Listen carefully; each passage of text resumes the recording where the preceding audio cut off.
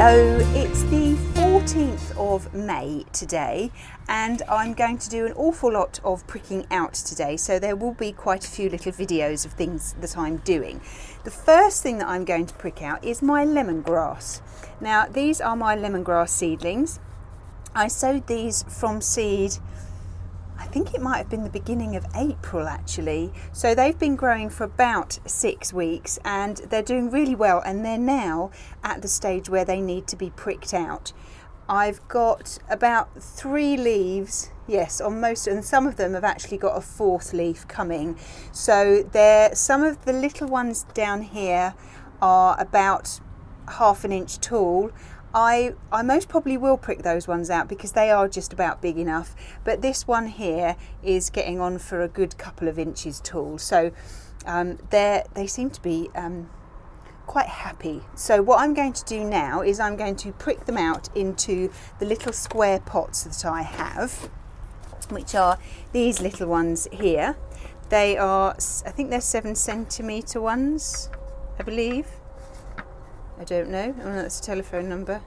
I think they are 7cm ones. Anyway, I can fit 15 of these in one of my black trays absolutely perfectly.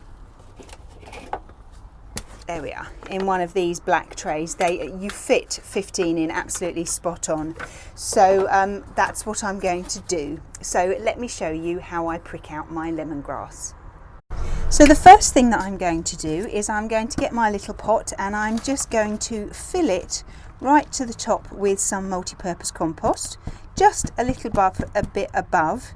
Tap it down like this, and that way it will fill up any spaces that are in there.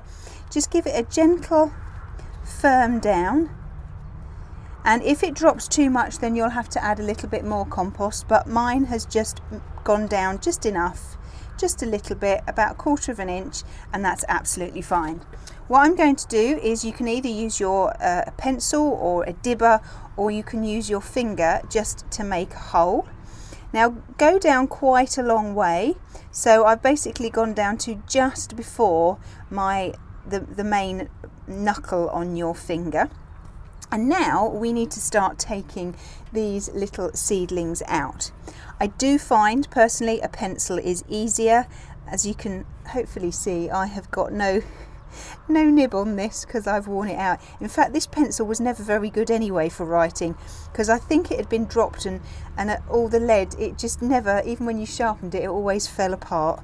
So I've now found a wonderful use for it. So use whatever you're going to use to get out your seedlings, and just about ½ an inch away from the seedling itself, I'm going to put my pencil in at an angle. I'm going to push it down, and then I am going to sort of lift it up like this, and hopefully a little seedling should come up. You might have to encourage it. Some of these big ones, the roots have gone down quite a long way, so I'm going to have to delve in. It will come up because I want it to. Okay, now get hold of the leaves. Okay, there we are. So here it is, and hopefully you can see this little seedling really well. We've got lots of lovely roots growing down there, and that's one of its baby leaves. That's there was another one, and then we've got 4 good ones here. So lots of roots, lots of leaves, and it looks really, really healthy. So what we need to do is we need to pop it in the hole, and what you need to do is you need to plant it at about the same height as it was in the compost there. If it's a little lower, that's absolutely fine. So pop it in and just move the compost around it just to firm it in, stop it from falling over. And that's one done. So I will now carry on and do the rest, and when I have finished, then I will show you. Okay, so I have managed to prick them all out here. If there were a couple of really tiny ones, I did prick those out, but I've put 2 together So if one doesn't survive, then hopefully the other one will do. What I will do now is I will just water these first of all from the top so that it just settles all the compost, and then I will put some water in the tray as well so that the compost can suck up the water, and that will encourage all the roots to grow down and fill up the pot. So that's my lemongrass. They still need to stay in the greenhouse, and when they get a lot bigger, then I will put them into bigger pots and they will be moved outside. But when I do that, I will show you. So hopefully they will continue to grow really, really well, which will be fabulous. And then we will have lots and lots of lemongrass throughout the summer, which is great. But I will keep you updated on all the little processes that I do with them.